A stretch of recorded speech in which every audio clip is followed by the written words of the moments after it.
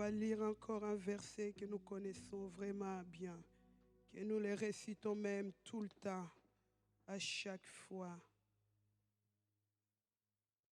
Le livre de 1 Thessaloniciens, 5.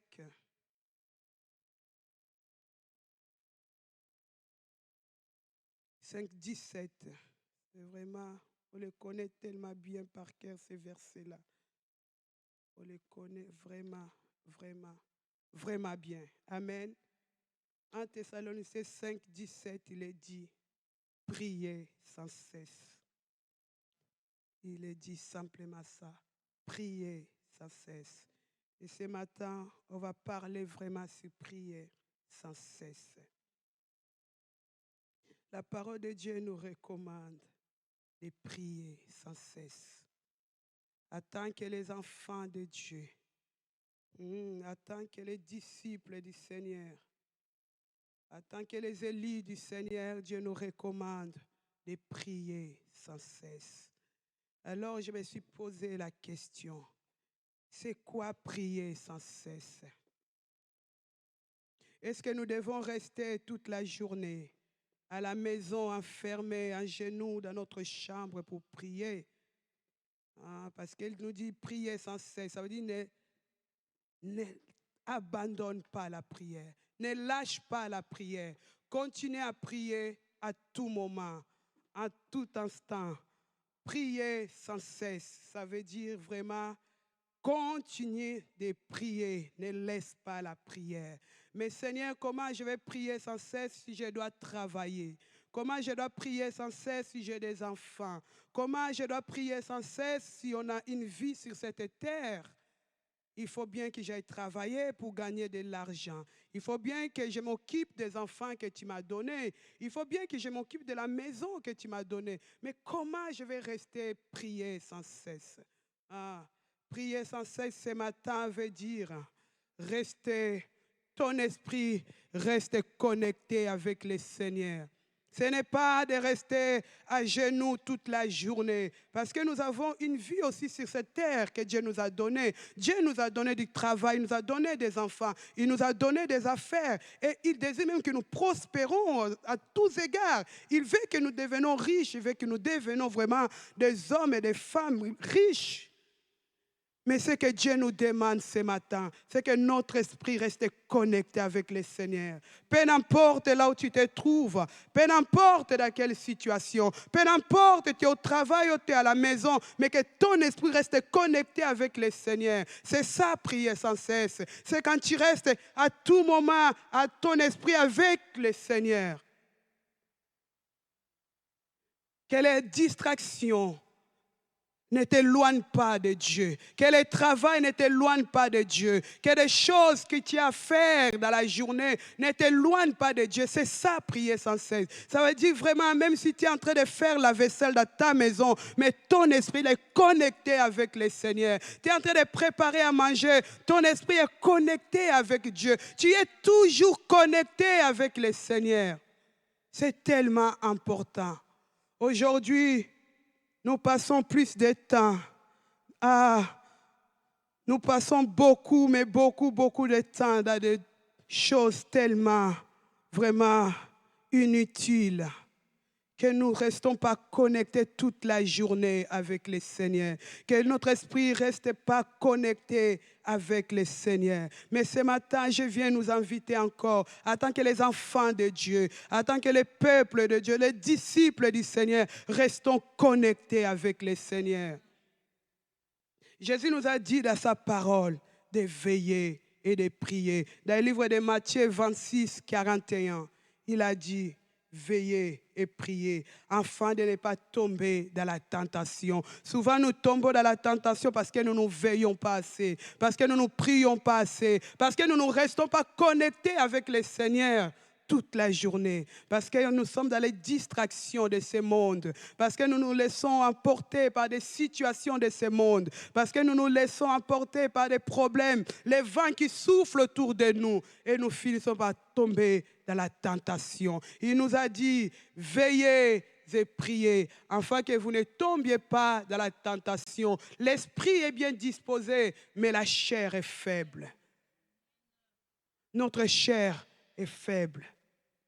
Ah, et souvent, ça arrive tellement à des problèmes, des situations qui nous rendent aussi tellement faibles que nous n'arrivons même pas à placer les mots pour dire au Seigneur. Mais ce matin, je viens nous inviter encore de prier sans cesse, de rester connecté, peu importe quelle est la situation qui te traverse, peu importe quel est le problème qui se présente devant toi, peu importe les vents qui soufflent autour de toi, que ton esprit reste connecté avec le Seigneur. Quand nous sommes connectés avec le Seigneur, nous avons cette intimité avec Dieu. Dieu nous révèle des choses à venir. Dieu nous révèle les choses. Et même quand tu traverses une situation difficile, mais que ton esprit est connecté avec le Seigneur, Dieu te donne des solutions pour ces problèmes. Souvent, nous ne nous rendons pas compte. Nous partons chercher la solution ailleurs.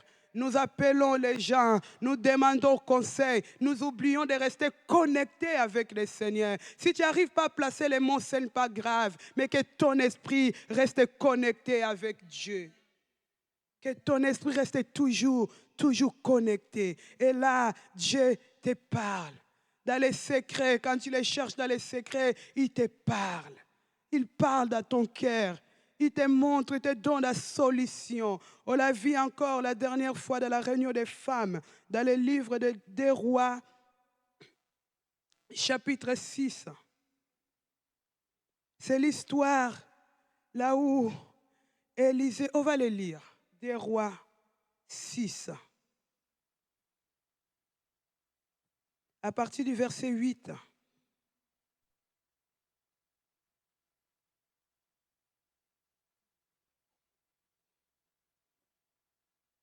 Est-ce qu'il y a quelqu'un qui peut le lire? Des Rois 6, à partir du verset 8.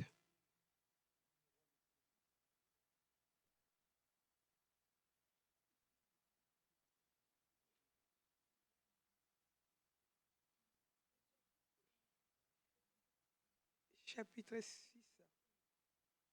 Les rois de Syrie étaient en guerre avec Israël. Et dans un conseil qu'il tint avec ses serviteurs, il dit, mon camp sera dans un tel lieu. On peut avancer. Mais l'homme de Dieu fit dire au roi d'Israël, donc Élisée, garde-toi de passer dans ce lieu, car les Syriens y descendent. Et le roi d'Israël envoya les gens pour s'y tenir en observation vers le lieu que lui avait mentionné et signalé l'homme de Dieu. Cela arriva non pas une fois, ni deux fois, mais plusieurs fois. Le roi de Syrie en a eu le cœur agité. Il appela ses serviteurs et leur dit, ne voulez-vous pas me déclarer lequel de nous est pour le roi d'Israël?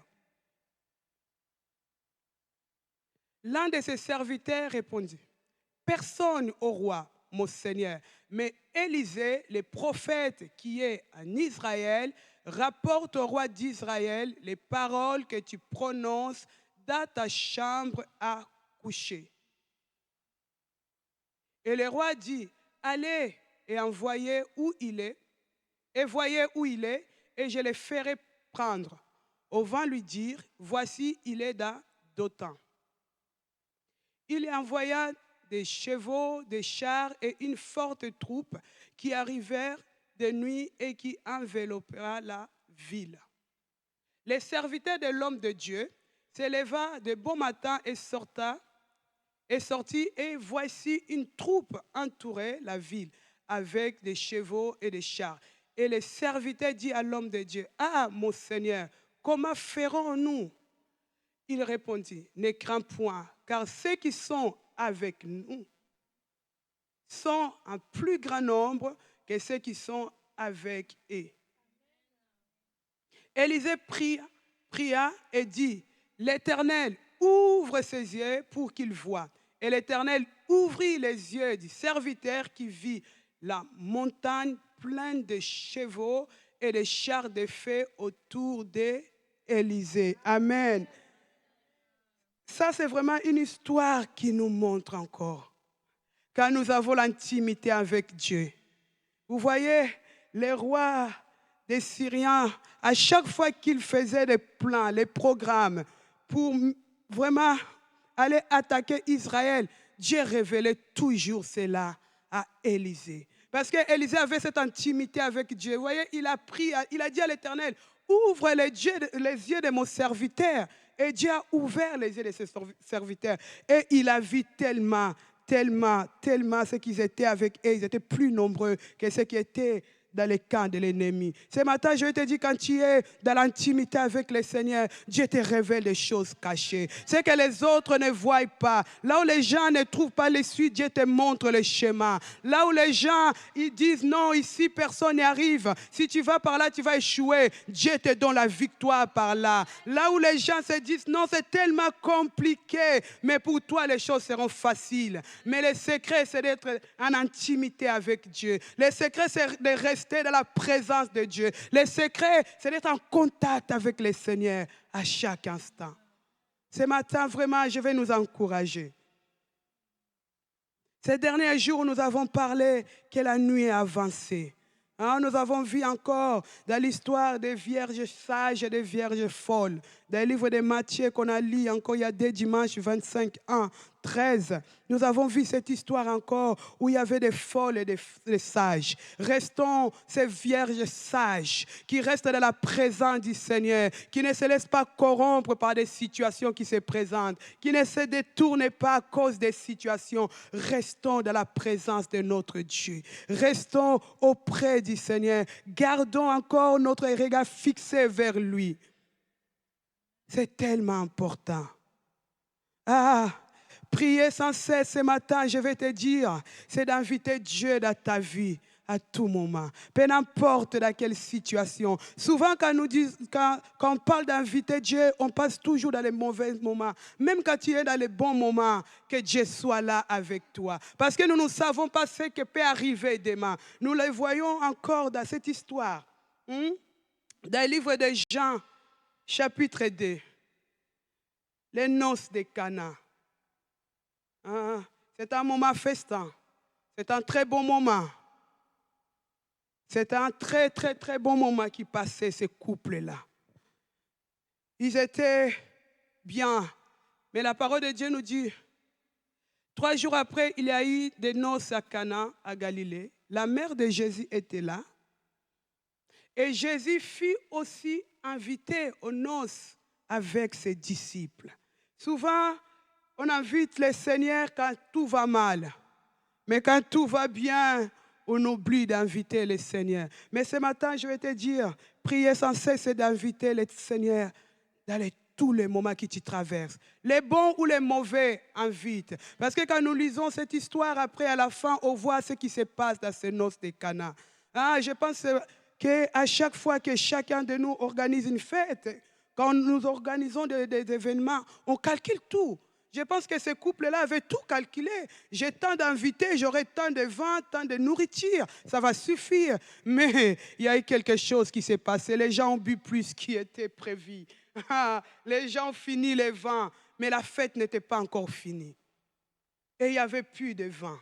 Et à ce moment, parce que Jésus était invité dans ce mariage, il a opéré les miracles. S'il n'était pas invité, vous imaginez comment les gens allaient sortir de ce mariage. Mais quel mariage! On est venu, il n'y a pas eu assez à manger, il n'y a pas eu assez à boire. Mais parce qu'il avait invité Jésus dans leur mariage, parce que Jésus était l'invité aussi dans ce mariage-là, il a pu opérer les miracles. Je vais te dire, on ne se connaît pas les jours de demain. Tu traverses des moments de joie, c'est très bien, mais laisse que le Seigneur soit avec toi. Parce que dans ces moments de joie, le diable peut venir aussi s'aimer quelque chose pour te distraire. Le diable peut venir s'aimer quelque chose pour te déstabiliser. Mais si le Seigneur est là, il opérera les miracles.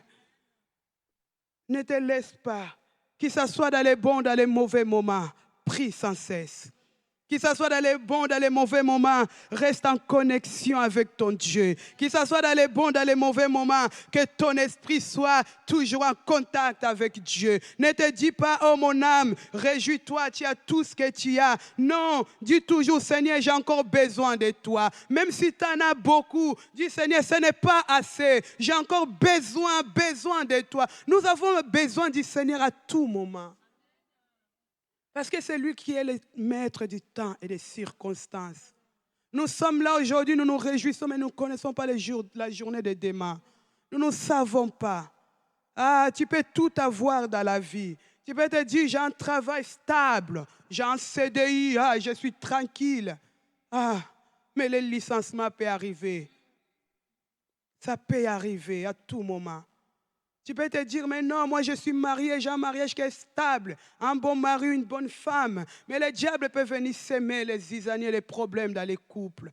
J'ai les enfants qui sont tellement intelligents, mais le monde est tellement mauvais qu'il peut y avoir des mauvais amis, des mauvaises influences. Détourner tes enfants du bon schéma. Ne restez pas confortablement parce que tout va bien. J'ai plus besoin de rien. Non, restez toujours connectés avec le Seigneur. Ce matin, vraiment, c'est ça que j'ai envie de nous dire. Priez sans cesse. Prions sans cesse. Les temps sont mauvais. La nuit est avancée. Bientôt la trompette sonnera. Restons en connexion avec le Seigneur. C'est tellement important. C'est tellement important. C'est tellement important. Nous faisons tellement beaucoup de sacrifices qu'au dernier moment, le Seigneur te dit que je ne te connais pas. C'est tellement dur. Tu arrives devant le Seigneur qui te dit, je ne te connais pas. Après tant de sacrifices que tu as fait sur cette terre, je nous invite de rester connectés avec le Seigneur. Je nous invite de rester vraiment dans sa présence. Je nous invite de garder nos regards fixés vers lui, car lui seul est le consommateur de la foi. Restons encore avec les regards fixés vers lui. Ne promène pas les regards inquiets. Ne promenons pas les regards inquiets. Peu importe les situations. Jésus était avec eux dans la barque. Le vent commençait à souffler. Les vents commençaient à souffler. La tempête s'est levée. Ils ont eu tellement peur. Ils ont dit, on va mourir. Mais parce que Jésus était avec eux dans la barque. Jésus a calmé les tempêtes. Jésus a arrêté les vents qui soufflaient. Ce matin, si Jésus est dans ta barque, peu importe quelle est la situation qui va se présenter devant toi. Peu importe quel est le problème qui va venir devant toi. Le maître des temps et des circonstances est là avec toi. Il donne la solution à tous tes problèmes. Peu importe quel est le problème. Restons vraiment connectés avec notre Dieu. Ne laissons pas que le monde nous distrait. Aujourd'hui, il y a tellement de choses qui nous poussent dans la distraction. Peut-être même sans vouloir, nous tombons beaucoup dans la distraction. Combien de fois tu dis, je vais prendre mon téléphone pour regarder une chose, 2 minutes et ça fait 2 heures de passer déjà dans les téléphones. Combien de fois ça nous est arrivé? Tu dis, je vais m'assoupir un peu pour regarder juste un petit truc. Et c'est des heures et des heures qui sont passées. Quand tu regardes l'heure, il est déjà tard. Ce que tu avais à faire, tu ne l'as même pas pu faire tellement que tu as passé du temps dans des choses vraiment inutiles. Aujourd'hui, le diable a mis tellement de choses. Il a des stratégies vraiment pour distraire les enfants de Dieu. C'est nous, les enfants de Dieu, qui ne nous rendons pas compte de ces stratégies. Il en a mis tellement de stratégies pour nous distraire. Il ne vient pas se présenter devant toi dire que moi je suis le diable. Ce que je mets devant toi, c'est un piège. Il ne viendra jamais comme ça, sinon c'est trop facile. Il nous ramène toujours des choses qui sont bien, jolies devant nous. Et tu regardes, tu dis, c'est joli. Je vais rester, je vais encore regarder. Je vais encore faire ça, je vais faire ci. Dans les milieux professionnels, ça nous arrive beaucoup d'être distraits avec les collègues. Il y a tellement de choses qui se passent. Il y a tellement, parfois, des gros mots, parfois des blagues même, qui ne sont même pas dignes des enfants de Dieu. On se distrait aussi vite. Mais ce matin, je vais nous inviter. Vraiment, restons avec l'esprit connecté avec le Seigneur. Ne nous laissons pas distraire. Parce que personne ne connaît ni les jours, ni l'heure que le Fils de l'homme viendra. Si aujourd'hui il arrive, il te trouve dans les distractions. Si aujourd'hui il arrive, il te trouve dans des choses inutiles. Si aujourd'hui il arrive, il te trouve dans les mauvais schémas. Restons avec nos esprits connectés, prions sans cesse. Restons dans la prière, restons dans la prière, restons dans la prière. Prier sans cesse, ça ne veut pas dire parce que je sais multiplier des bonnes paroles devant le Seigneur. Ce n'est pas ça qui compte devant Dieu. Tu peux passer des heures et des heures à prier et faire seulement des bruits dans les oreilles de Dieu. Et il y en a qui peuvent passer aussi 1, 2, 3 minutes simplement devant le Seigneur et qui ont touché le cœur de Dieu. Ce que Dieu regarde, c'est l'attention de notre cœur, c'est la disponibilité de notre cœur. Il ne regarde pas les heures. Je ne dis pas de ne pas prier beaucoup. C'est bien de prier beaucoup. C'est même important de prier beaucoup, de rester des heures et des heures devant Dieu. Mais ce que Dieu regarde d'abord, c'est la disponibilité de notre cœur. Tu peux être en train de travailler, mais que ton cœur est disponible devant le Seigneur. Tu peux être là, s'occuper de tes enfants, mais que ton cœur est disponible. Ah, la distraction aujourd'hui est tellement beaucoup.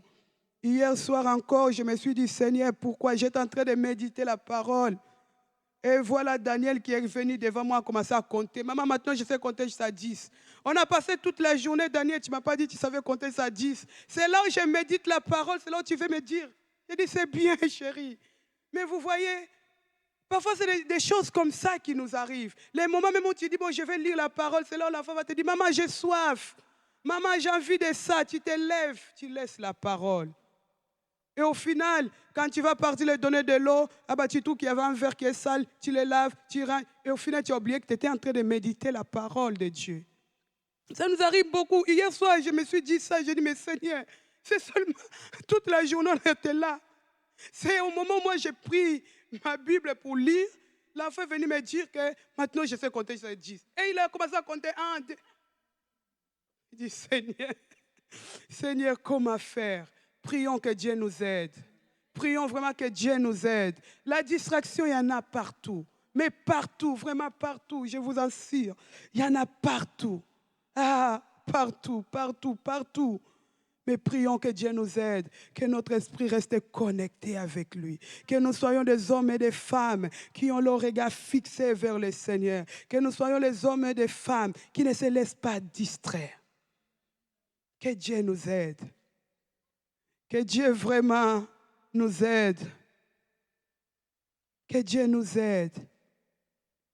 Le diable, il sait qu'il ne reste plus beaucoup de temps.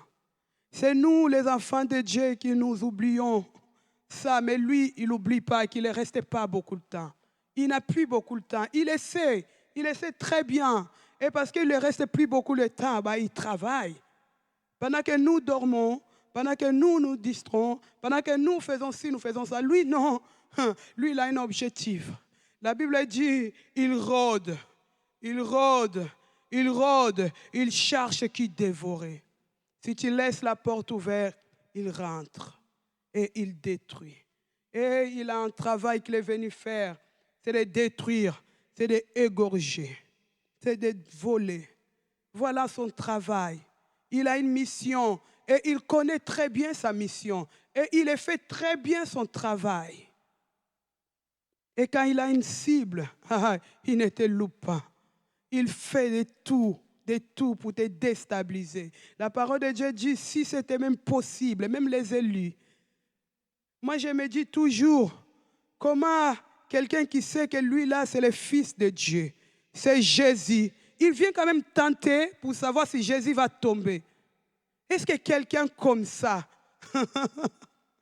est-ce que vous imaginez? Il sait très bien que lui, là, c'est le Fils de Dieu. Mais il vient quand même tenter. Et nous, en tant que les humains, vous imaginez? Il n'a même pas eu peur de tenter l'enfant, le Fils de Dieu, le Dieu incarné. Il n'a pas eu peur. Il a tenté première, deuxième, troisième fois. Et nous, en tant que les humains, vous imaginez? Moi, chaque fois que je lis ce passage, je dis, mais lui-même, il savait qu'il n'allait pas gagner. Mais il a quand même tenté. Il savait que c'est le Fils de Dieu. Mais il a quand même tenté. Et nous, en tant que les humains, si on n'avait pas Dieu,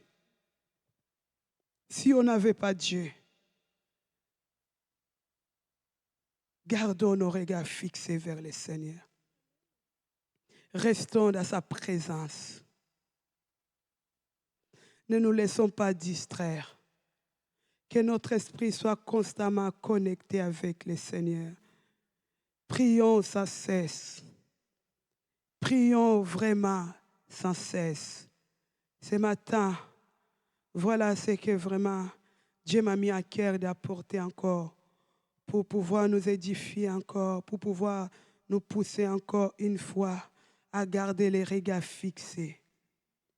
Les temps sont mauvais, la nuit est avancée, mais nous gardons notre regard afin que les jours-là, que nous soyons appelés et que notre nom soit écrit dans les livres de vie. Parce que finalement, la finalité de toutes ces choses, c'est que notre vie soit écrite dans les livres de vie. On peut tout gagner dans ce monde. Comme il a dit dans sa parole, à quoi sert un homme de gagner tout dans ce monde s'il perd sa vie? C'est bien de courir devant les biens matériels, devant les choses de ce monde. C'est très bien, c'est une bonne chose. Mais n'oublions pas l'essentiel. N'oublions pas le plus important. C'est notre communion avec le Seigneur. C'est notre intimité avec Dieu. N'oublions pas cela. Souvent, nous nourrissons tellement bien le corps humain. Nous habillons tellement notre corps humain, mais nous oublions l'homme intérieur. Souvent, nous oublions cela. Nourrissons notre homme intérieur en restant en connexion avec le Seigneur, dans la méditation de la parole, dans la prière. C'est tellement important. Ce matin, on va prier. Je m'arrête là. Mais vraiment, si Dieu t'a parlé ce matin,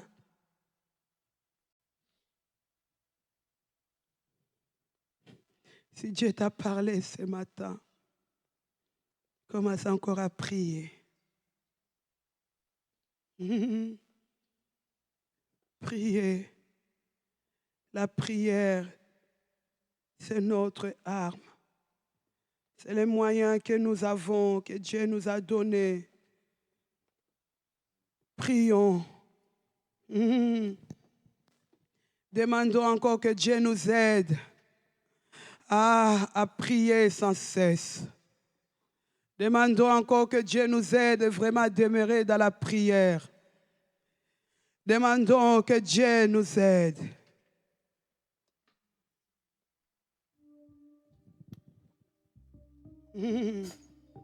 Est-ce qu'on peut chanter cette chant qui dit si la mer se déchaîne?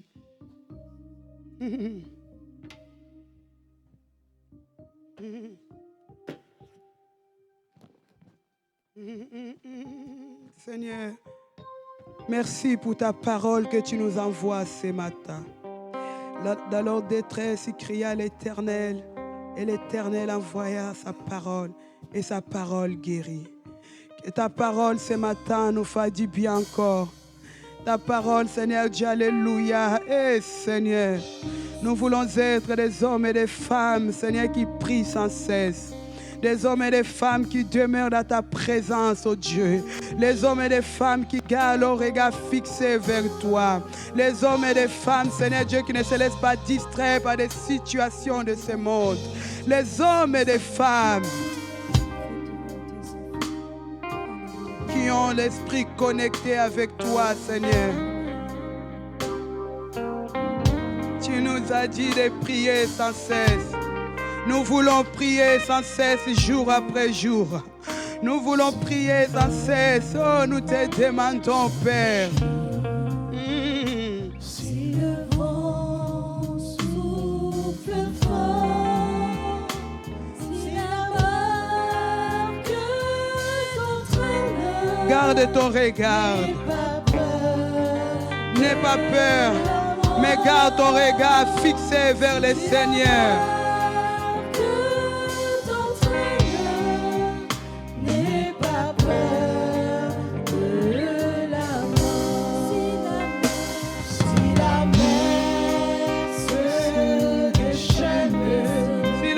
se déchaîne devant toi. Ah, si les vents soufflent fort, n'aie pas peur de la mort. Il est là avec toi.